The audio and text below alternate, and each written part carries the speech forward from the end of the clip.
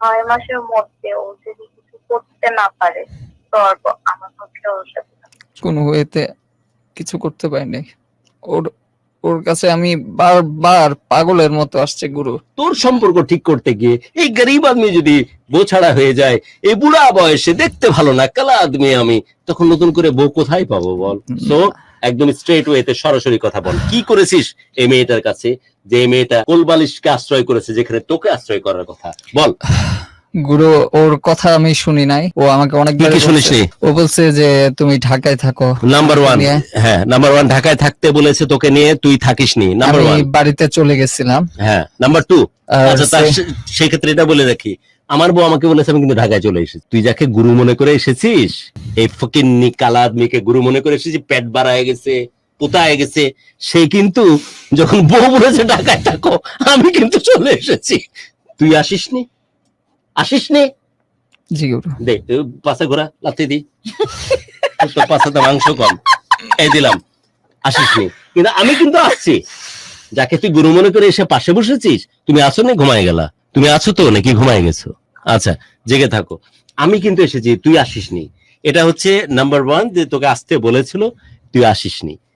তারপর দ্বিতীয়ত গুরু, ওকে মানে আমি মিথ্যা কথা বলতাম। কি মিথ্যা কথা বলতে?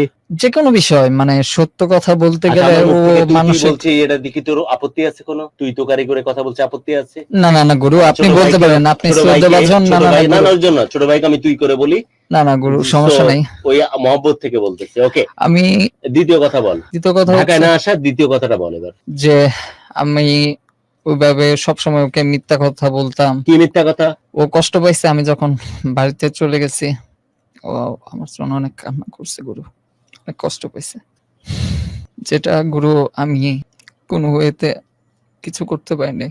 ওর ওর কাছে আমি বারবার পাগলের মতো আসছে গুরু। আসছিস তো পরে, কিন্তু ওকে না জানে যে চলে গেছিস, সেটা কি ঠিক ছিল? না গুরু, সেটা ঠিক ছিল। থার্ড কি? 2 নম্বর পাইছি আমরা, 3 নম্বর। 3 নম্বর হচ্ছে গুরু, আমার পার্মানেন্ট এখন পর্যন্ত কোনো জবে কি করতে পারিনি। তো আমার পারিস না রে সৈকত, আমার যদি আজকে খাওয়ার অভাব হয়, বিলিভ মি, আল্লাহর কসম করে বলতেছি, মুখে মাস্ক পরে হলো রিকশায় নেমে যাব। কেন পারিস না? জব বলতে কি কোনো কর্পোরেট জব? জব বলতে যে কোনো ভাবে সংস্থান করা, যাতে করে আমার বউ বাচ্চা ভালো থাকে। কেন পারিস না?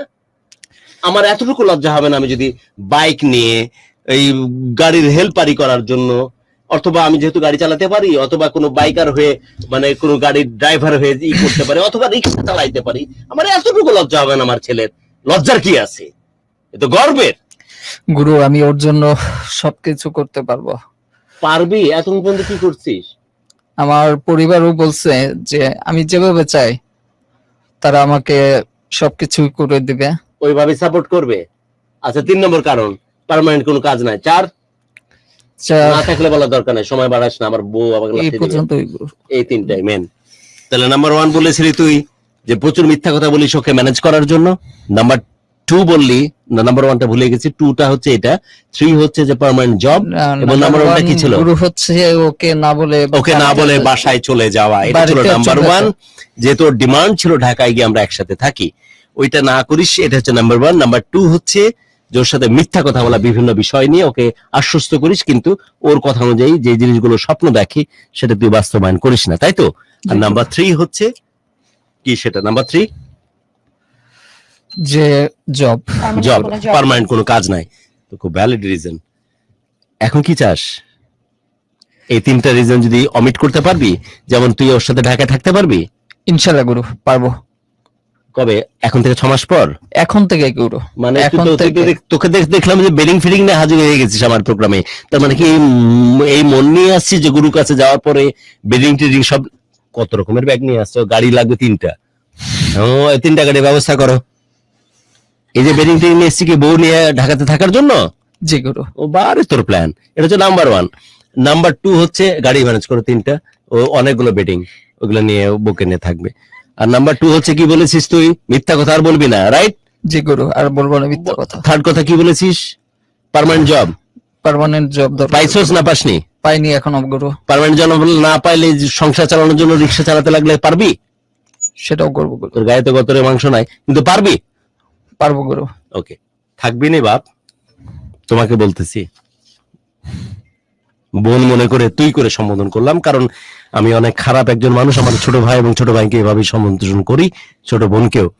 পারবে নি বাপ থাকতে ওর সাথে এভাবে যদি ও চলতে পারে? আমার পক্ষে সম্ভব।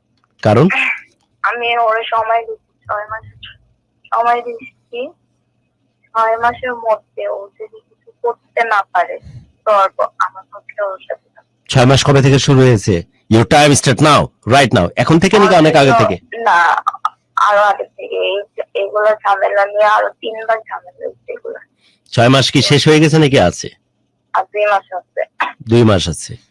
এর মধ্যে যদি একটা ব্যবস্থা করে ফেলতে পারে ঢাকায় থেকে তোমাকে নিয়ে সসম্মানে রাখার মতো কোনো ব্যবস্থা, এবং সেই সাথে তোমার সাথে মিথ্যার কোনো ব্যাপারে আশ্রয় নিবে না, তাহলে কি তুমি তার কাছে ফিরে আসবে?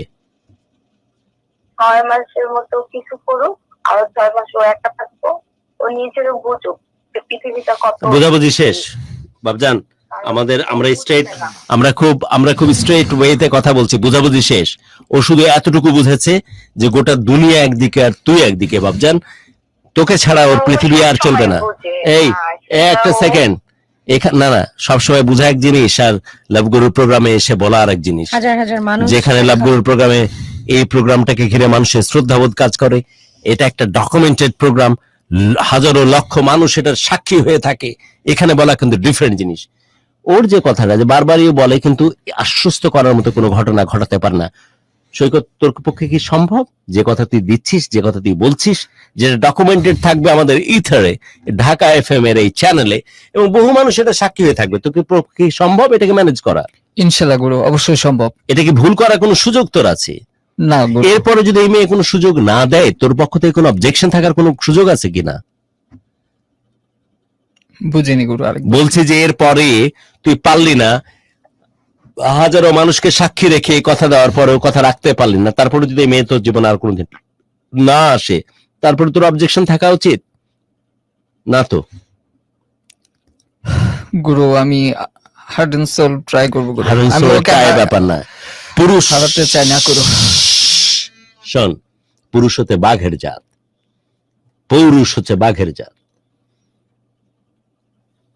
মেয়েরা শুধু না, গোটা পৃথিবী তার কাছে সারেন্ডার করতে বাধ্য যদি বাঘের মতো গর্জন করে। পুতান্না টাইপের না, চেষ্টা অমক সবক এটা না, করে দেখাবো, করবো ডেফিনেটলি।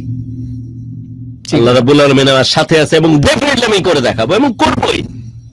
পুতান্না টাইপের না, করবো, চেষ্টা করবো, হচ্ছে না, আজ হলো না কাল, এরকম না। পুরুষ মানে বাঘের জাত। না গুরু, ওকে পাওয়ার জন্য যা যা করার দরকার আমি সবই করব। এই সময়টা যদি পার হয়, তারপর তো নতুন করে তোর আর কিছু বলার থাকবে না, রাইট? না গুরু, ওই মেয়ে যদি তোর জীবনে না আসে, অন্য কারো সাথে জীবন সারা জীবন বসত করে, তাহলে তো তোর কোনো কমপ্লেন থাকার কথা না, রাইট? ওই তুই কল্পনা করতে পারিস না, রাইট? এটা এইভাবে জি গুরু। তাহলে চেষ্টা করে দেখ সফল হওয়া যায় কিনা, এবং যে কোনো মূল্যে সফল করে দেখা সম্ভব। অবশ্যই সম্ভব গুরু। ওকে, সো কয়দিন সময় দেয়া যায় তাকে? 2 মাস? কয়দিন লাগবে তোর?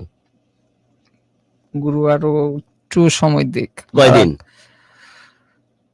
আরে ও তো গুলশান বরণী জীবন চাচ্ছে না তোর কাছে, তোর সাথে সম্মানের সাথে থাকতে পারে এরকম একটা লাইফ। এখানে কয়দিন লাগবে এর জন্য?